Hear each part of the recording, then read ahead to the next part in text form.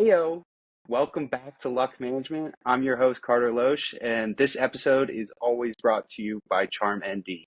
Hold a piece of Notre Dame in your hands.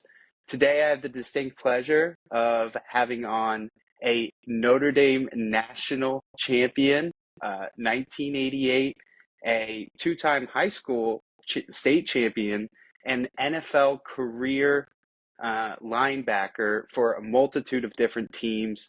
Frank Stams, welcome to the podcast. Thank you, Carter. Thank you for having me. It's a pleasure to be with you.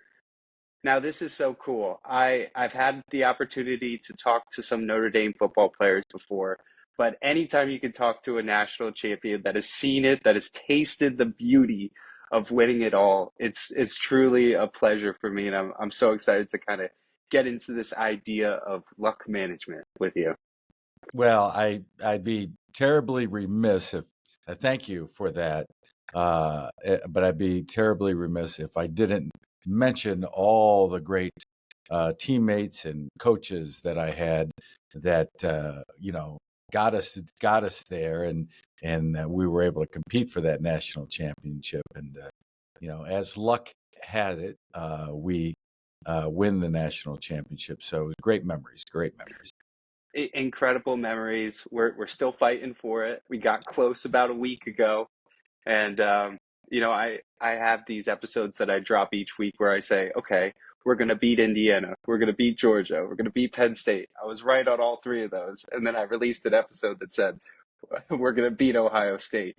Today I released an episode that said I was wrong, and sometimes you got to deal with that. Sometimes you get lucky. But the hard work that they put in this year, I'm sure that translates. But in terms of that luck side of things, the first question I like to ask is, are you lucky? Yes, I'm very lucky. Uh, uh, Absolutely. From my family, to all the experience that I've had, to my friends and people that helped me, get to, where I was able to go in life. I'm extremely, extremely lucky.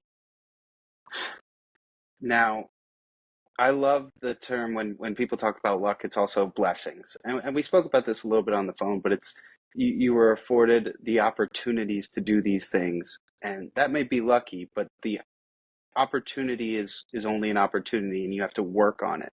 And so I created this space for luck management. It's the hard work and countless hours that you put in before to get that opportunity. And it's the time spent after. It's the connections that you make. It's the people that you impact.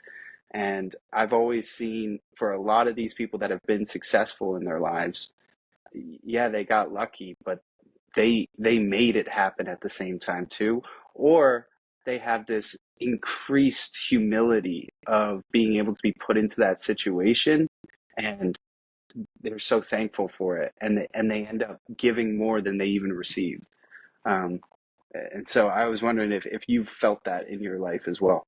Yeah, I do. We'll take it build on that a step further, and really where I think luck, you become lucky. Sometimes you're lucky on your own, but my experience is mostly being lucky because of being in the right environment. You look at so much in the world today, people not in the right environment,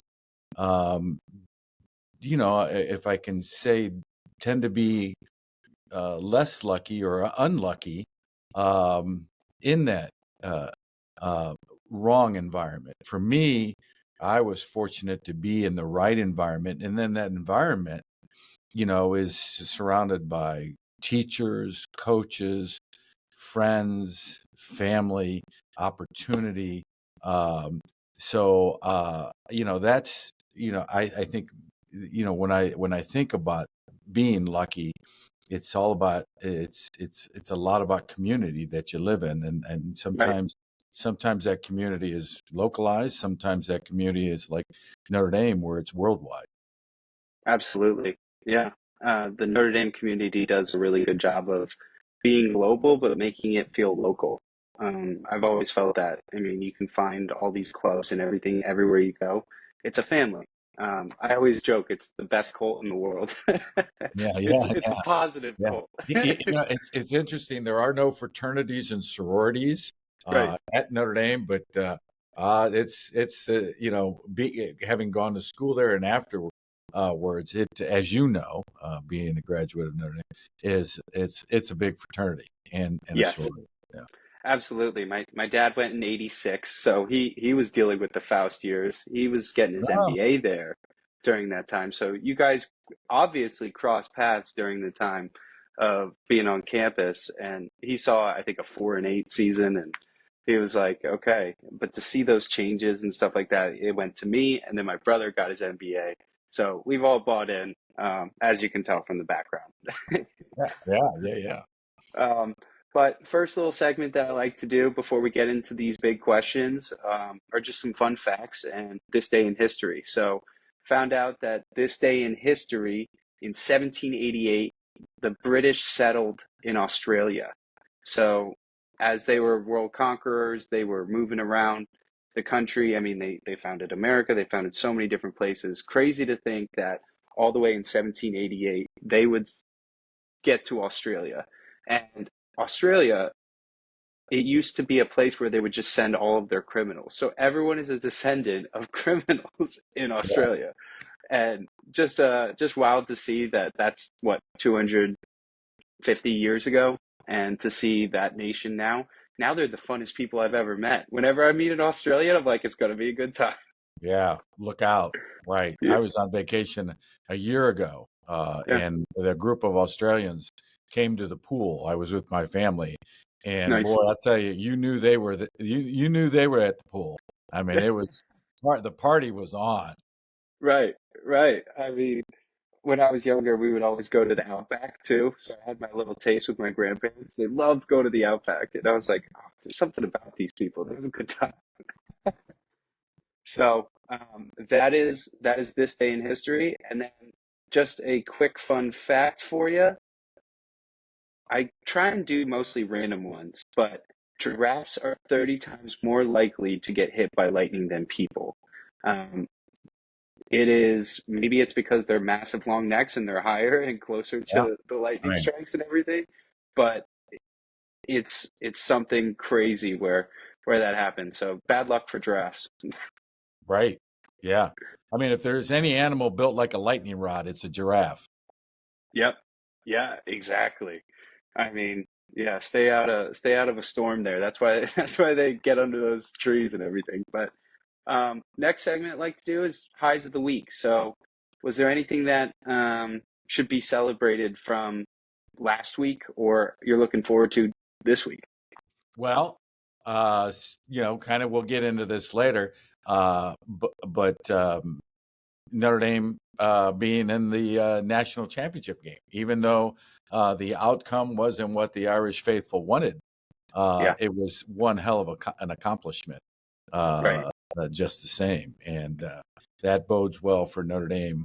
I think going forward, I think that'll attract more players. So kudos to Notre Dame and Marcus Freeman. Absolutely. That's a great high. That's a high we can ride all year moving into next season, and there's a lot of excitement moving forward. Yeah, yeah, we will have our own kind of discussion on that. I would say my high of the week, got a good week, donating blood for the 30th time tomorrow.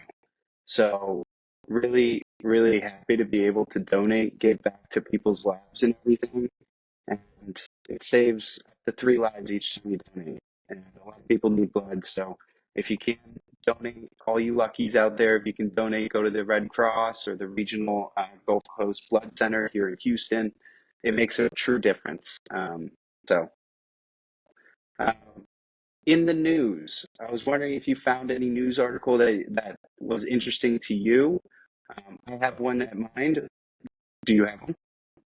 Well, I'm a news junkie, and Yeah. more specifically, a political junkie. And I find that the new administration is just fascinating. You know, Love or hate. Fascinating. whether you like them or not, it's just fascinating things, how things are developing, and the things that are being done that probably have never been done before. So I mean, I mean, where do you begin with the happenings there? So take your pick. So that's what and you know that's what I find just absolutely. I'm just glued to the television, watching that. It's the best TV show you've ever seen. I mean, from The Apprentice to now. I mean, I'm a Trump supporter. There are many people that don't like him. There are many people that are angry at some of the situations of some of these executive orders. But to see a president actually do things for the first time in 4 years and not feel like we're just being kind of pushed along the way. I mean, for America's safety, for America's strength, how much money that's been invested, the amount of wanting to move criminals, how is that a political idea? I won't get into it too much, but to see that people are confident and excited for a change that we've been wanting is really quite awesome to see. Oh, you talk about a man of action. He is a man of action. I mean, Colombia, if you're going to say no to the Right. deportation Yeah. and 50% tariffs like that, man, that would take 6 to 8 months for somebody else to do. Oh man. Well, to see it, I'm proud of some of the things that we're doing. It's a time will tell. It's a hold your breath right now, but good things are in the works there. Let's hope so. Fingers crossed. My news of the week quickly is more on the technology side of things. So we got all those investments from Microsoft, OpenAI, Oracle. They're all doing this major investment in artificial intelligence in the United States. And I just think it's really amazing to see. And then China just came out with their newest AI feature called DeepSeek, and it's very funny. It's all Chinese like uh, creation, but it what they did is it's very censored by the U.S. or by the Chinese government. So a lot of people are concerned about how that changes the whole style of where AI goes and American dominance. But it's really fascinating to see these other companies build these platforms and like how much information, how much learning they're doing. Do you have any perspective on AI? Yeah, I saw that this morning. That's really rattled the markets, It really because has. what this, I think it was, you said DeepSeek? DeepSeek, yes. Yeah, DeepSeek, and they've done it for a fraction of what a fraction of cost of what the companies, from what I understand, Nvidia and some of the other Right. AI players have done, and it's really, really got people questioning the future of our companies and AI and how it can be done. I'm just AI. I was out in Las Vegas this past summer and went to the Sphere, and Oh, they you went? yeah, Awesome. yeah. And yeah, it was just something we had to see.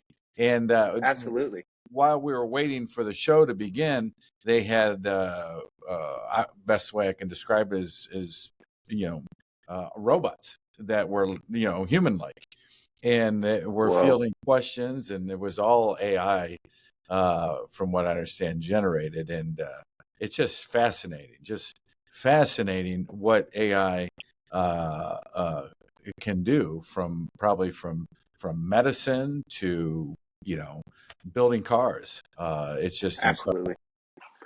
I'm so fascinated by it. I do truly think that this is kind of the next release of the iPhone that can change everything. I don't think it takes over every single job. I don't think it really materially changes why humans are so crucial to the work and the relationships that we build. But I think it becomes an essential part of adding this key information. And data is so important, but if you don't know what to do with it and actually put it in the right spots, then I think you end up hurting yourself. So I and you mentioned the sphere, like to see the technological advances, they're probably integrating AI in all of the things that they do.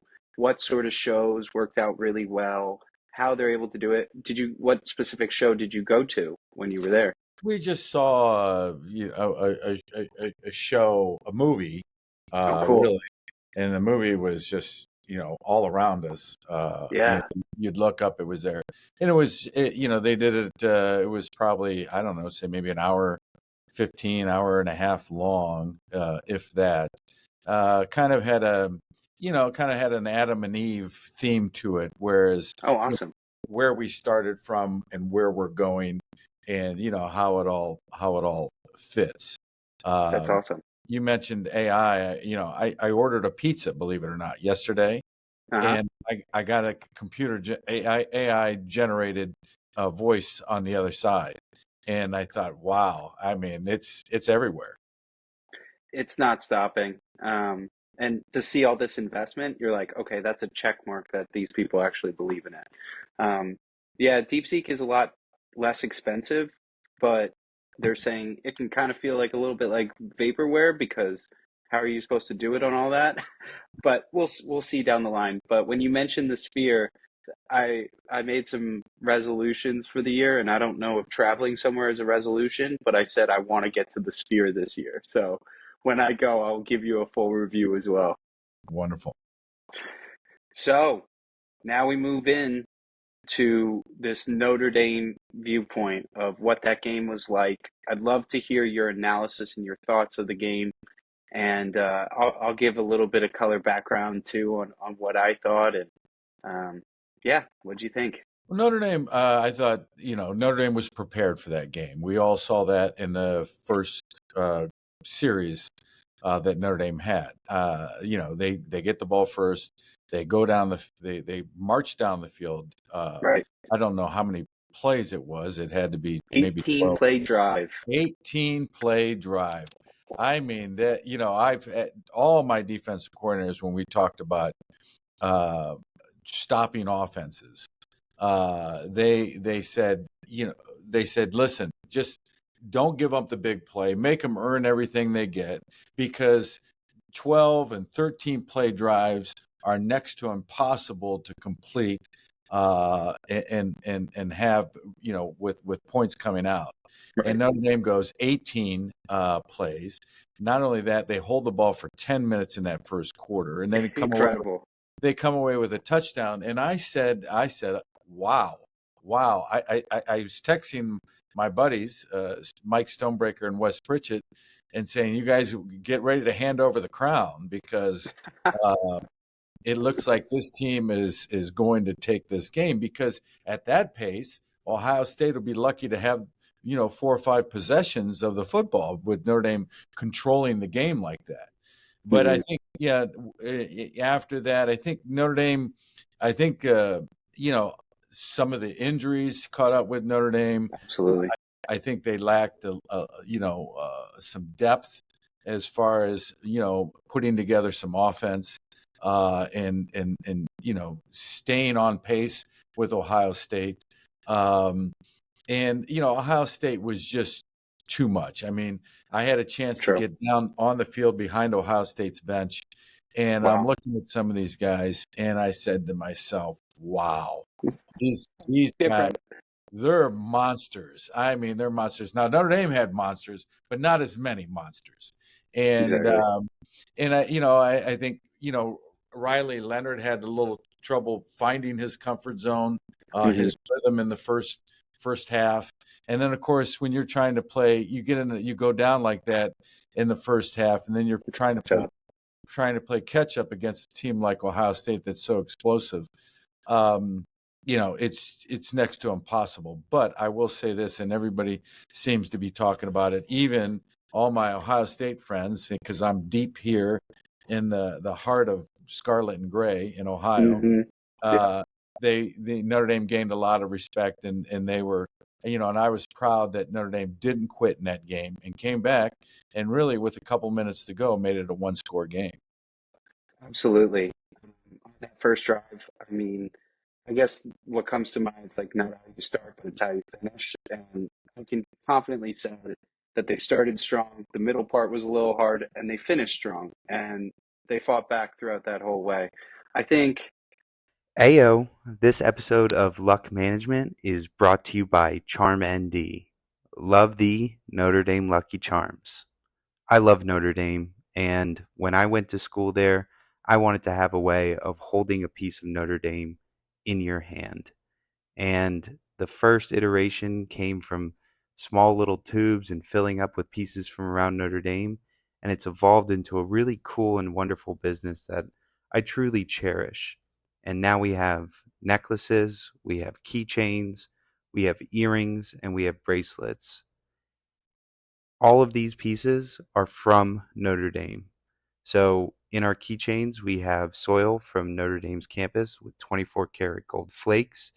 We have AstroTurf from the Notre Dame football stadium and wood shavings from the old seats of Notre Dame Stadium, a true classic of history and tradition of the Notre Dame football way. We also have gold helmets that are painted with the same gold that they use on the Notre Dame football helmets and from the Golden Dome, straight gold from the Golden Dome. All these pieces are so incredible to me, and I hope that you all enjoy them. And you can find me on charm_nd on Instagram, or you can go to our Etsy shop, which is Charm ND Store on Etsy. So please give it a check out and love the Charm ND. Having Riley Leonard run the ball 6, 7 times in that drive, I think that depleted him. You could tell he was pretty tired right there, and not being able to integrate Jeremiah Love a little bit more into that game hurt the run shift on defense. And the next two drives, you have a penalty that sends you back 15, 20 yards. Then you have um, just a couple penalties right there where Will Howard didn't miss a pass until the third quarter. They kept Yeah, doing these quick shifting passes, easy passes. I mean, their wide receivers. I pray for the day. I mean, we have great wide receivers, but I pray for a Jeremiah Smith type of wide receiver that like is all world. He will be playing on Sundays and scoring many, many touchdowns. Um, and it was interesting because they were just faster. And if you have Riley Mills out there, if you have Benjamin Morrison out there, you have a couple defensive guys that truly had a real impact on the games prior. I think you get to the quarterback a little faster. You get a little bit more pressure there. But they're all fight to score that, to score after the halftime. We made great adjustments. So you got to give Marcus Freeman that. But to score that and then have them within 8 points, the 2 point conversions, both of them worked. Have them within 8 points with 4 minutes left on a third down and 11. Got to make one more play. It's like that's what you can ask for. So people can say, oh, they destroyed you. They don't deserve to be in this game. Absolutely not. They were the second best team this year, I undoubtedly. agree. I agree. And we're going to be back. There's a lot of guys coming back. We have obviously some transfers. But when you see a team that transfers and you see guys that are not in those super key positions, like yes, we lost some linemen, but when you see those guys leave, you know that there's depth behind it and that there's another guy that's going to step in and do that. So I'm truly, truly amazed and happy to see what CJ Carr is going to do for the future and where this team can go. The sky's the limit. I agree. The future is bright. I emailed Pete Bavacqua, the AD, and Pete was a couple years behind me at Notre Dame. I said, congratulations on a great season, and it only gets better from here. And I truly believe that for Notre Dame. Notre Dame, I think now is back. I mean, they were always in the, I think, in the conversation, but now they're a bigger part of the national championship conversation now. I think you're going to find kids that are, more kids are going to want to. I think going to want to go to Notre Dame with Marcus Freeman at the helm. Yep. And I will still be screaming off the rafters. We don't need to join a conference. We just did. We just showed everyone why we don't need to be in a conference. It's interesting the whole conference thing because that got a lot of play before the game, and I love Notre Dame's position on a conference. And and and and to be honest with you, that's why I went to Notre Dame is because they weren't part of a conference. Cool. I didn't want to who I didn't want to play the same team every year. I loved Exactly. going I loved going to the Meadowlands and playing Navy, Right. going to Southern Cal and playing there, going down to Baton Rouge and playing LSU, going to Miami, Yeah. Stanford, and all points in between. The four corners, right? Yeah, Yeah. I felt, Notre Dame was a national school and their schedule reflected it. And, I think being part of a being not being part of a conference is a strength. I agree with you so much because when you are able to make $20 million off of going to the college football playoff, well, you have to share all that money with your conference. That's also pretty nice too. That's for sure. That's good for the NIL collective right there. And Yeah. Lord knows that they're going to be putting that into academic programs and building out the school even more because it is a place of learning. But to see what they did, they represented us well, and it'll be a season I never forget. And if we won, I was going to have to name my firstborn son Leonard. So I'm glad I don't have to do that right now. So, all right, I think we're gonna hop in to these questions here that I have for you. I We'll get into the managing expectations questions first, and then we'll finish it off with rapid fire. But I'd love to learn a little bit about your upbringing and your career into football and post football. So, if you could give like a 2 to 3 minute bio of how you got to where you are today. Oh, football centric, right? Always. Okay.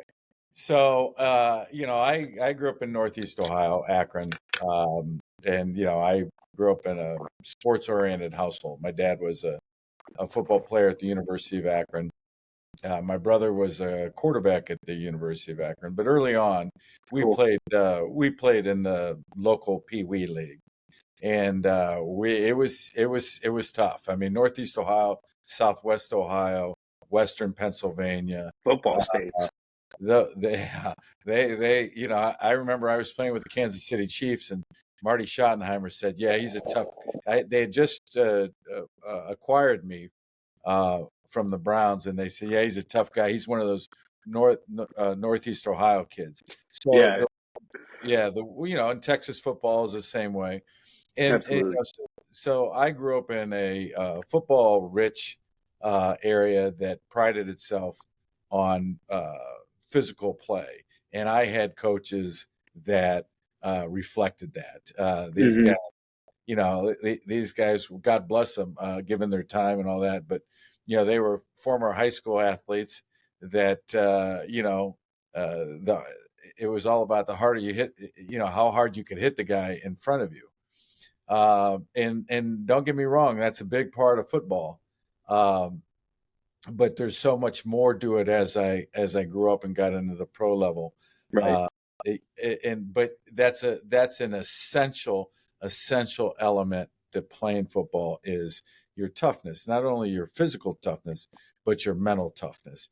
And I tell people everything I needed to know about football, I learned in the second grade. And really, in a lot of ways, that was true. Is to gut it out, be tough, play hard, compete, and I learned that early on. And then I played this. I got a little bit older in grade school. I played CYO football, and I was always playing up. Cool. Um, and yeah, but I would advise that firstborn son of yours. I would advise against it if he wants to play football. I would advise against playing up Hmm. because in a lot of ways, like I played up when I was in the sixth grade. I played with the eighth graders. When I was a freshman in high school, I played on the varsity. And the only thing really I learned by doing that was how to get the crap kicked out of you and take it. And again, Fair. a big part of life, and that's a big part of football. Um, and you learn valuable lessons that. But what I missed what it did though is it was wear and tear on my body. I think it made Absolutely. me an older football player before I needed to be. And also, Mm. what it did is, I lost some leadership, some valuable lessons in leadership. Whereas if I was still on the freshman team and being, You'd be the leader. Yeah. yeah, and I lost a lot of camaraderie with that class that I had. When I became a senior, I didn't really have the connection with that class that I wish I would have had. And then, as far as those leadership roles or those leadership qualities, I missed out on that. Now, God loved the people around me, my dad, but I think that was something that doesn't need to happen. Mhm. Um, for me anyways. Every case is probably should be looked at individually. So I grew up in high school. I'm going to add one more state championship to that high Oh, it school. was 3. Well, it was 3 because the other one was in basketball. Okay. So, and Nice. I got to tell you, the basketball team, it was myself, a guy went on to Ohio State, play on scholarship to play basketball. We had a starting pitcher in the Major League Baseball on that team. No We way. had a tight end that went to Ohio State on a scholarship, and then we had our big forward that went on to play for the Denver Nuggets. So What? yeah, you know, uh, Annie, Annie could have coached that team to a basketball championship. We were loaded. You were Uh, steamrolling people, I bet. Oh my uh, goodness. yeah, we were loaded. But anyways, so I got we were the Fighting Irish at St. Vincent St. Mary High School, and Nice. then Jerry Faust recruited me. I took some visits. Ohio State was one of them. Notre Dame was my first visit, and then everything else followed. I did take a Hmm. visit out to UCLA, Penn State, Michigan, and there might have been one other one You in there. can't say no to a UCLA visit. Go out No, to LA, go check that's it out, right? that's right. I'd never been to California, and I thought, I'm going to enjoy this experience. But Absolutely. ultimately, I picked Notre Dame for the reasons that we talked about earlier. It was a smaller school. It was only Hmm. It was only 4 hours down the turnpike. I grew up with a father that was a senior in high school when Leahy was winning all those teams. He was undefeated and untied with all those national championships in the Right. late 40s. So, one of my dad's dear friends was a high school classmate of Ara Parsegian's here in Akron, Ohio. So a Small world. lot of Notre Dame influence, and it was the right fit for me all day long. I have no regrets about going there. And but then then I get there. I went as a running back, believe it or not. Um, Cool. and then I thought I was going to be the next Larry Zonka, and then that's that fizzled after a couple of years. And then to make matters worse, Lou gets the job. Not that that was a bad thing, but I broke my leg his first spring, Oh so wow. I didn't think I was ever going to play football again. But I took a year off. I got a medical red shirt, and then my first year linebacker, they moved me to linebacker, and my first year coach as a linebacker, that would have been my senior year, was Barry Alvarez, and Barry Cool. was an outstanding guy. Just not only a great coach, but a great guy as well, and really thrived there. And then the next year, my fifth year, I play. If I had to write a book, Carter, the title of the book would be 1 year, Mm. because or one season, because really I only started one season at Notre Dame, and Change your whole life. that was my fifth year. And Foch Fazio was our coordinator. He went to the pros. Barry became the defensive coordinator. We go 12-0. We play Southern Cal out there at the end of the season, and John Robinson, who was the head coach of the Los Angeles Rams, was sitting in the stands. And he later told me, he goes, why we drafted you is because I like the way you competed in that game. And it goes back to what Wow. I learned as a second grader playing youth football. It's all about competing, and that's what you want to see when guys get drafted in the NFL. I remember going to the Browns on a trade from the Rams to the Browns, and Saban was our coordinator. Cool. And I remember after the first day I was there, the second day I was there, they helped me after practice. And, as an outside linebacker, a lot of times I'd have to play over the tight end. And one of the hardest jobs of playing over the tight end was going head up on the and playing the run block of the tight end. So they had me after practice, and I'll finish with this. They had me after practice go against the tight ends. And I remember Saban on the way out after this, he just, I go 4 or 5 times against the tight end, and his words were, "I knew you would compete," and Wow. that's the most important thing you want from your players at any level is you want them to compete and always compete, because the moment you stop competing is really the moment you start dying as an athlete. Yeah. Yeah. You stop moving, you start dying. Like I mean, that's incredible to say that one season really changed and impacted your whole life to create an NFL career.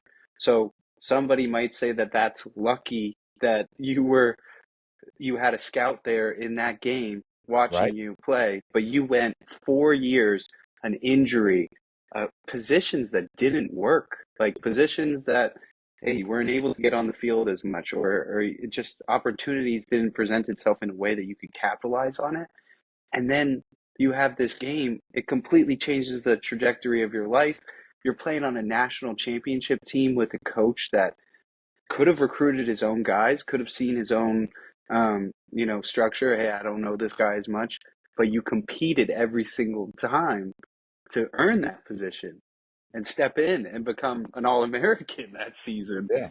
I mean, I could be your poster boy for the luck management lifestyle. I I mean, don't say that. I will make it happen. yeah, I mean, and we talked about this last week. I mean, Holtz had his definition of luck is when opportunity meets preparation, and Hmm. for me, that truer words were never spoken. Absolutely. I'm blown away by that you were able to seize that opportunity and do that, and to be around some amazing coaches like that, and to see ones that are still impacting the game today. I mean, Nick Saban could be considered the best coach, one of the best coaches of all time. Um, and for him to say that to you, I knew you would compete. I'm sure that still fuels you even today. Yeah, I mean, not only that, I mean that fuels me. Sometimes I wanted to grab him around the neck and Of course. strangle him. Yeah, Yeah. because he was hard to play for. But you know what? I grew up with that type of coach, and I mean, listen, they're not interested in being your best friend. They're interested in getting the most out of you that they can. And Nick Saban had, he had a way of doing that. Hmm. He's a great coach, and but he was tough to play for.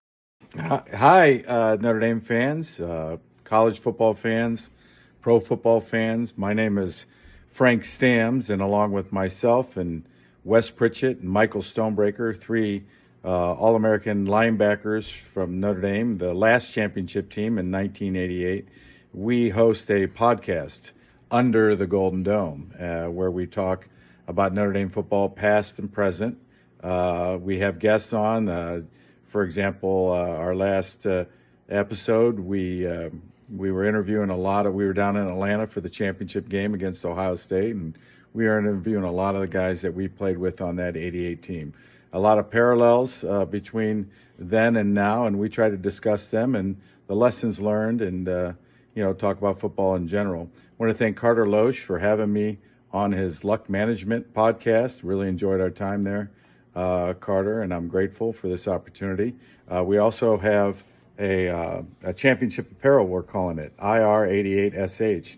Add the .com to it, where you can find our championship apparel. We have a couple lines there that you may like, and a portion of the proceeds goes to Holtz's Heroes, a 501c3 that Lou Holtz created, and benefits and scholarships young athletes and young students. Also, it helps the survivors of some of the teammates that we lost along the way. So thank you for this time. And remember, you can find Under the Golden Dome on alumnimedianet.com or anywhere you find your favorite podcast. Please subscribe on YouTube. Thank you, and go Irish. He's loosened up a bit with his commercials nowadays on his Oh, Airbnb commercials at you talk Aflac. about a kinder, gentler Nick Saban. I was like, who is this guy? Is he smiling? Did he actually crack a joke? Uh, but I see that, I see that, and they always had senses of humor. But man, it's hard. When you're in charge of 25, 30 guys, grown men, athletes. He was our defensive coordinator, and same with Lou. You're in charge of 100 guys. And Belichick, he was my coach at. I mean, you've got to be a strong, strong leader and not put up with any crap, and really have that bar, raise that bar so high that everybody wants to achieve it. Yeah. And it's tough. I mean, there were times, you could draw a lot of comparisons, with your father. I remember talking to one of the former national champions from the '66 class at Notre Dame, and we were talking about Lou Holtz and how it was hard to play for Lou Holtz. And, there wasn't every time always that I liked Lou Holtz. And he Mhm. said the same thing about Eric Parsegian. He goes, but then we went on to make the comparisons. It's like, you know what? I didn't always like my father either. There were things that my father did that made me mad, and but they were good for me. Mhm. Ultimately, good for me. Yeah. I think that there's a fine line between that because they want to be your friend and they want to know that they're there for you, but they also want to know that you're going to be putting in that same effort. The time that is being spent is going somewhere. You guys are growing together. That's amazing. I guess transitioning a little bit, and you can compare this to your football career, but I have this thing where it's like life in 5 words. If you could give 5 words to describe um, your life, I'm betting compete is one of those 5 words. Yeah. I had written them down because I forget them, but um, I think family uh, is probably first and foremost. Growing up in my life, happy. I had a happy childhood. A Great. lot of love, a lot of love. It was fun. My dad was a fun-loving guy. Um, and then toughness or competition. I've got that in there as well. It was tough. It was, life is, Catholic Church believes, and life is a struggle, and it Hmm. is.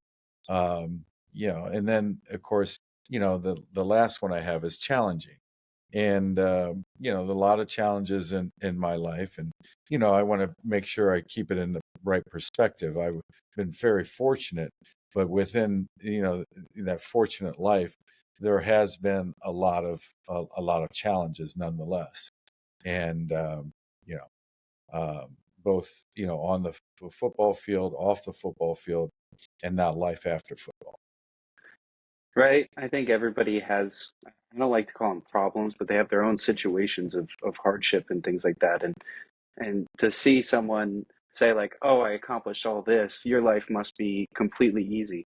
No, we all have our own battles that we have to go through. And I'm Catholic as well, so you deal with that suffering sort of thing and Right. having to learn through that, where a lot of things are black and white. I do think that the Catholic Church does a very good job of a foundation, and then you need to find your faith within that. Um, but I give you a lot of credit for those words because they resonate a lot with Notre Dame. So that choice was really good there. And it resonates with how you exude to other people too, trying to be fun, trying to promote the family aspect, and then being able to have that competition in America that fuels so much of today's society here. And it's cool to see. Um, I guess moving into the next side, as you have these foundational pieces, if you were trying to start a business tomorrow, what would it be? Well, we actually, Stonebreaker and I, have started a business, and you're looking at the championship apparel right here, the IR88SH. That's an Uh, awesome sweatshirt. Yeah, thank you very much. I'll have to send you a T-shirt. And it seems to be gaining traction among the Notre Dame community, so we're happy for that. But I'm going to expand it to one other business as Hmm. well, and that's a better way to play uh, flag football. Um, Oh, cool.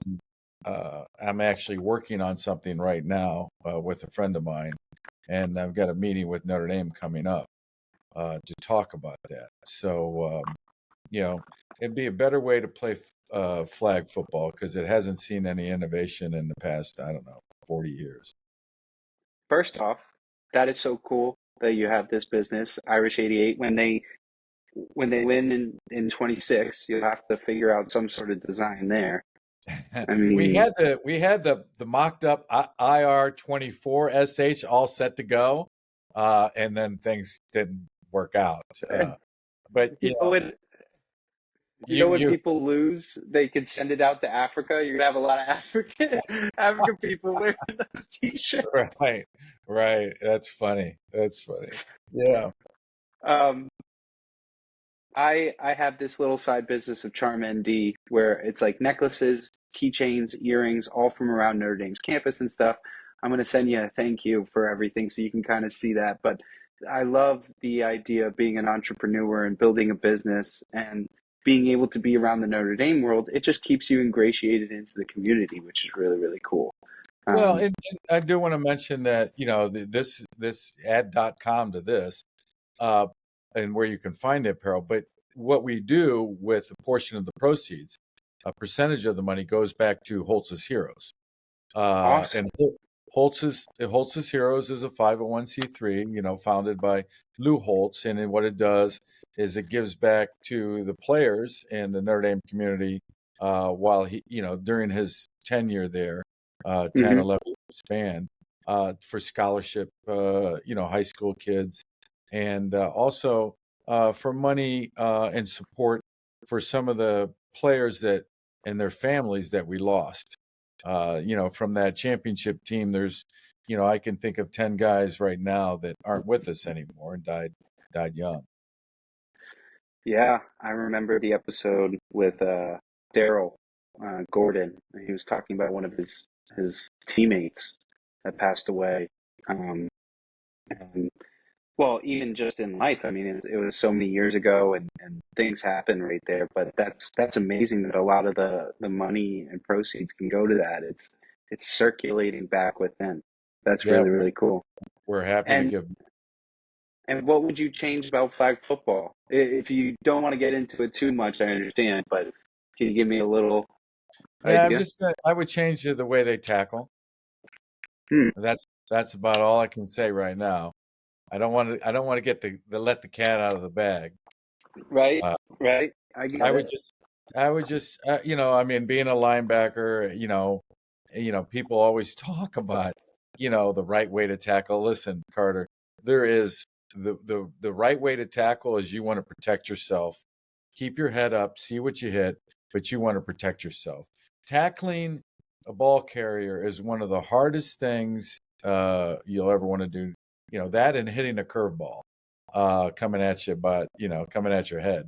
But so, they talk about the form fitting and the perfect way to tackle. There really is no, because it's such a dynamic game and every situation is different. Rarely do you get the fit on a running back the way that they teach you to do it.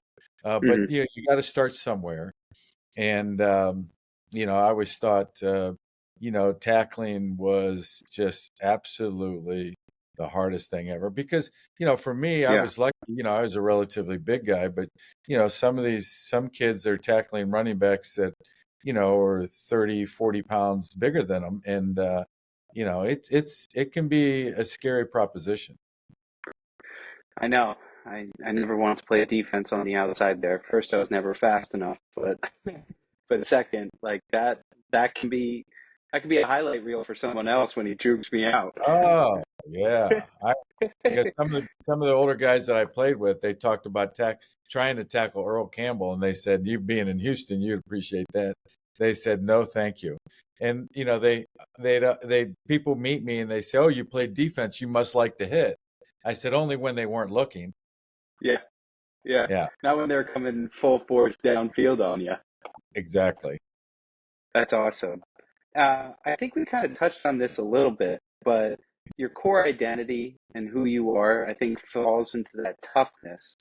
But I like to ask people if they have any sort of life advice for people that maybe even aren't in sports, for young people, for people that are just trying to find their way.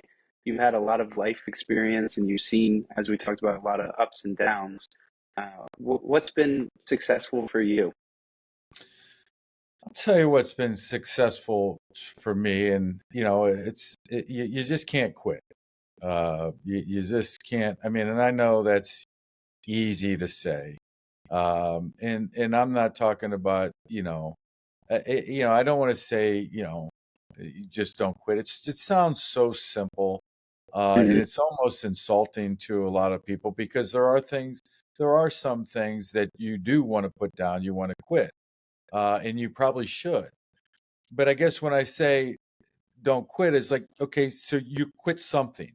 And that's perfectly fine if it's not good for you, or if it's toxic behavior, or a toxic environment. You don't want to be a part of that. Yeah, you probably need to quit that. But what I'm saying is keep going. Or on the football field, they always said it's not a sin to get knocked down. Everybody gets knocked down. It's a Hmm. sin not to get back up. Oh, I love And that. as far as you know be resilient. I mean, Notre Dame, we see it every day in our lives. And we saw it in the Notre Dame game. I was proud of Notre Dame, Hmm. not quitting in that game. And there's a lot of things that you can associate with the don't quit. But what I mean by that is keep getting back on that horse every day. Keep looking for that next opportunity, because I firmly believe this. This is my core. My core is opportunity presents itself every day. You've just got to go out and get in front of people and Yes. be a part of life. Um, and go experience things. I'll tell you what, I'll tell you the greatest story I've ever heard. I had a buddy here in Cuyahoga Falls, Ohio, that was trying to find his way come out of high school, and he was bouncing around between San Francisco and Texas, and he found himself working in a spa in Colorado. And the next thing you know, the spa said, "Hey, can you walk with this guy? He's looking for somebody to walk with him and and just kind of some companionship while he's here. He's at extended stay in the spa, just somebody to go on hikes with him." And the next thing you know, this guy was a major. He didn't even know it, but he was a major rock star. And the rock star, after a couple of weeks, the rock star said, I lost my right hand guy, the guy that helps me with everything, and I don't know who to get. Make a long story short, the rock star ended up asking him, "Hey, what are you doing? No Would you?" way. Yeah, he spent the next 5 years traveling the world on the rock star's plane. I mean, he said there's a plane A and there's a plane B. He goes, "I'm sitting next to the rock star. I'm his personal valet for the next 5 years." He had an experience that I mean, they make movies out of, and that's Right. all because he stayed with it, and Hmm. he parlayed that experience. Now he's, of all places, he's living in Hawaii. He's got a business in Hmm. Hawaii. He's happy, and that's really the core. When I tell young people, don't get discouraged, and I'm a perfect example. I my freshman sophomore year, I'm a running back. I get beat out my sophomore year. I don't doesn't look like I'm ever going to play football again. And just when you think it can't get any worse, it does. I break my leg, and Hmm. there was some people were talking about pulling my not pulling my. Could still stay at Notre Dame, but they take my athletic scholarship away from me to give it to somebody else. But I stayed with it. I had great people, the great environment with Barry Alvarez and George Stewart. to help me. And next thing you know, 2 years later, I'm drafted in the second round. So it's that idea of just keep going, keep grinding, surround yourself with great people, surround yourself with good people, and Hmm. positive things are going to happen for you. Yep. I couldn't agree more with everything you just said there. There are energy givers and there are energy takers. I think something that I grew up with in my whole family is you are who you surround yourself with. Being around people that are speaking about ideas that show encouragement, that want the most for you, and that aren't trying to make things a competition or pull from you. And pulling you for the right reasons is fine, but I love that. And I do this podcast and I have the opportunity in being able to reach out to someone like you. It's a one moment I can reach out and you feel like you can find this bond with somebody and talk to them about these amazing things that hopefully this episode goes out and it shares with somebody that they were this close to quitting, right? They didn't want to do it anymore. No, keep going. Keep going. Keep going, keep Wow. going, buddy. Now you're going to dinner. You're about to go get a nice big steak. Who do you want sitting at your table with you? So I was thinking about this. Is it okay to say that you sent me these questions, a week ago for me to look at? Uh, Yeah. I'm prepared. So, so I found myself Friday night. So my life now is Friday night at 10 o'clock. I'm watching PBS and on the couch, and I'm watching. They're profiling Leonardo da Vinci, and and I'm watching this, and I'm watching it, and I'm thinking to myself, I had no idea, no idea. I mean, considered a genius at the Mhm. high Renaissance period, the late 1500s, early 1600s. He lived what they call the High Renaissance. Mhm. Uh, he was an artist, a sculptor, a scientist, an engineer, all the above. He was doing things 500 years before Sir Isaac Newton was doing things.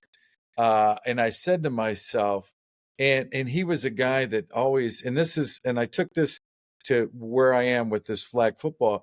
He would see things, and then he would go out and try to prove the experiment and prove something that through his experimentation. I'm probably not doing it justice, but you kind of get the idea of a guy that's Yeah. always looking for the next challenge, Mhm. always looking for the next challenge.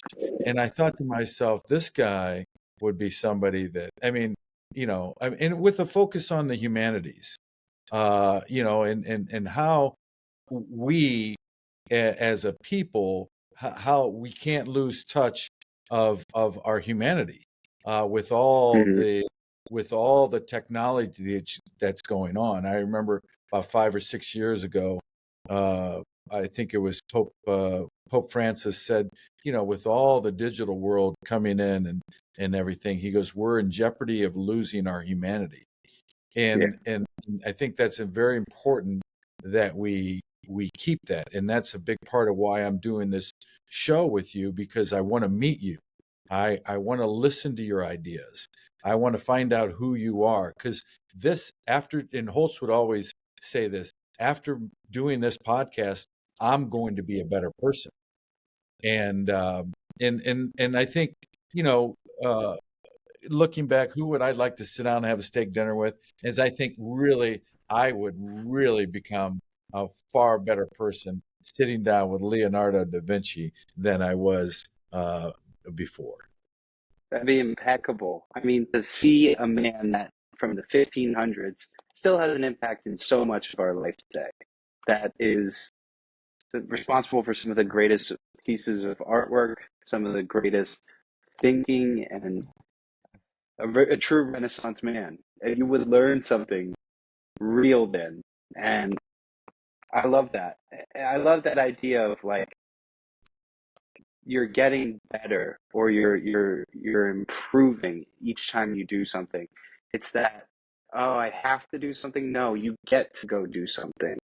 And uh, I just finished a book. It's called The Power of Intention. Really great book. It's kind of connected to God, but it's like setting these goals and stuff. And it's like when you are living to find your purpose, it happens when you're living on purpose. So being deliberate in each step that you're taking right there finds your purpose. Like everyone says, I want to find my purpose, but you just need to live on purpose and it should come. So I What's resonate the with it name? heavily. What's the name of that book? The Power of Intention. Yeah, you should check it out. Um, Well, I'm going to give it to my son. yeah, it's I'll tell you what, I marked that book up like you wouldn't believe, and I will use it. It'll kind of be like a refresher once a year. So all you luckies out there, check out The Power of Intention. It's by Wayne Dwyer. Wayne Dyer is the doctor. Um, really, really cool. So, Good. all right, bucket list. You've accomplished so much in your life. You've done some incredible things. What do you want to accomplish next? Wow, what could be? I like to experience things. I like to go see things. Uh, I, but oddly enough, I don't. I really don't like it to travel. Um, you know, uh, what? I had to write that down. Um, oh, I guess for me, I like to conquer things. I guess it's the competitive nature, being instilled in me at such an early age. I guess, I would love to hike to base camp, Mount That would Everest be cool. once, Mount Kilimanjaro, something like that. Try to summit a peak, of at least 10,000 feet. Um, and my son put that idea in my head. He likes to hike. Yeah, We were at Yellowstone a couple years ago, Grand Tetons, Glacier National, and very it cool. just you get up on top of, and we didn't hike very high up, but you get up there and you just it's just a spectacular view. So I guess I kind of found, uh, just kind of hiking, getting outdoors, doing things like that. I guess if there was one thing, I guess I'd love to go to Nepal and make it to base camp. Reconnecting back with nature. That's something that I hand up love more than anything. And if you're looking for one that's more stateside, it is out in Breckenridge. They have so many great mountain ranges and everything. But I hiked a 14er, so it's 14,000 feet up. It's called Quandary Peak.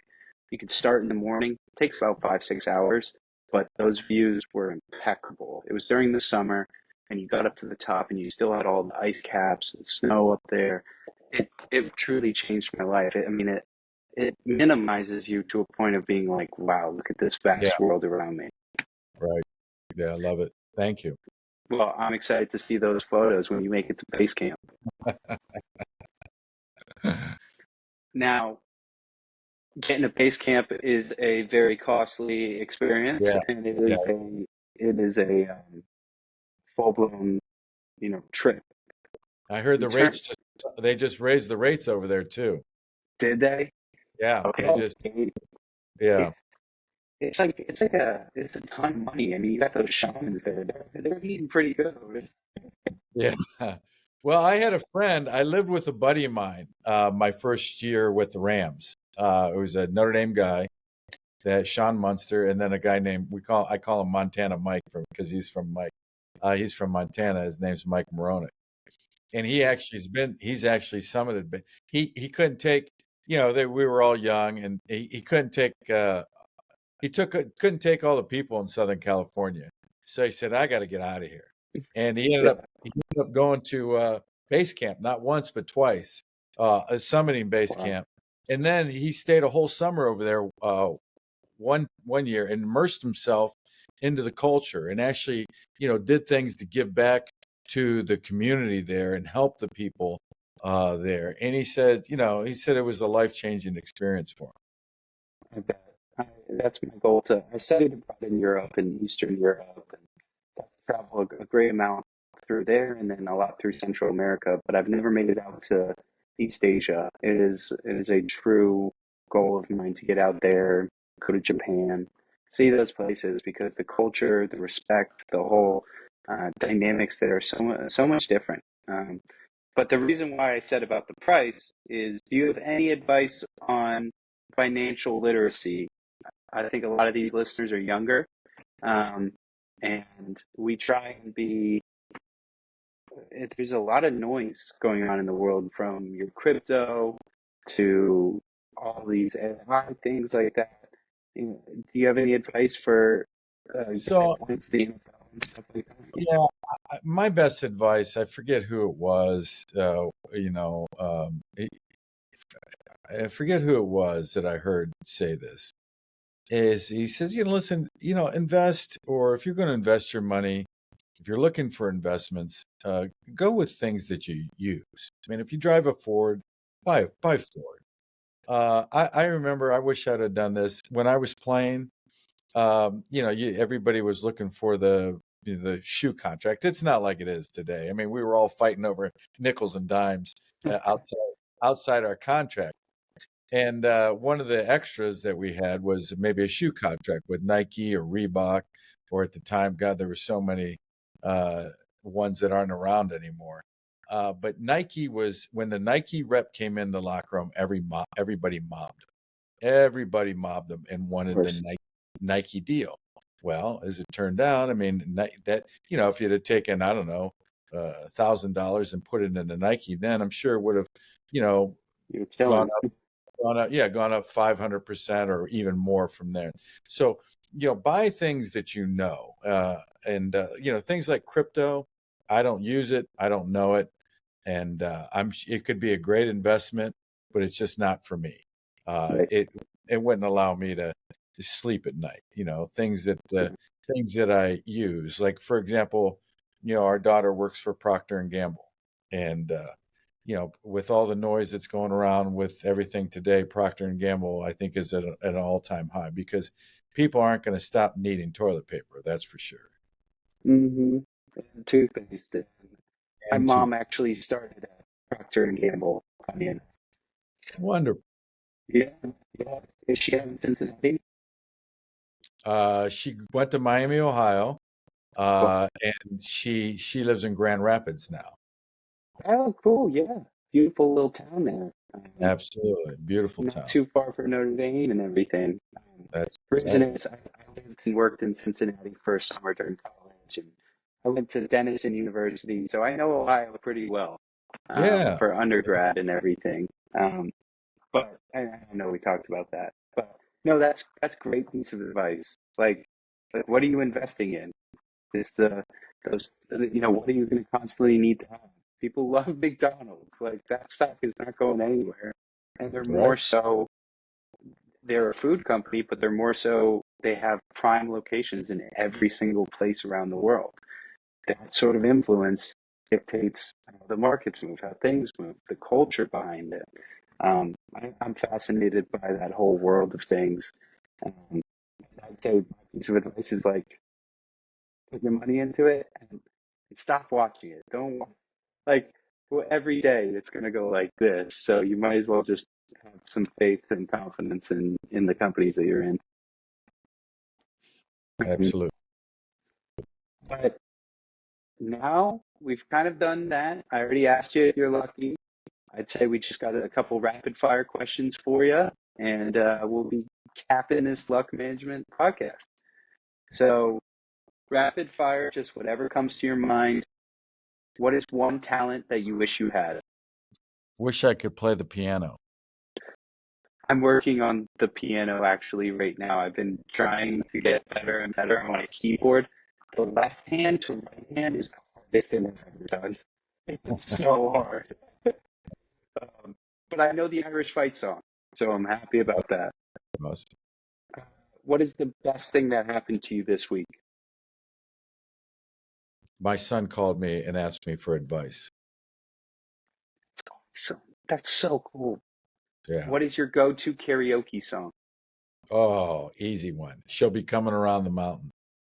I Oh, actually, when she actually, goes. so my first year, and there's a story behind that. My first year with the Los Angeles Rams, we went and played San Francisco over in Tokyo, Japan. And I Whoa. found myself late at night with some ball players, and we were feeling good. Yeah, And we found ourselves in this high rise in a Japanese bar of all places, they and they were love their doing karaoke. karaoke, and I said, and we're sitting watching them do karaoke, and I said, "Give me that mic." And my go-to song. Could you imagine that? Here I'm singing. She'll be coming around a mountain in a room full of Japanese, and it was just really. I mean, I laugh to this day about that, and my buddy's got a big kick out of it. But that's my go-to on karaoke.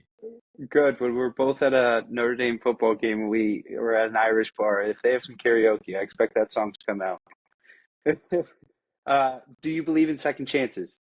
Absolutely, Is the metaphorical glass half empty or half full? half full. Who do you turn to when you are sad? God, Beautiful. What did you want to do with your life at age 12? I wanted to play.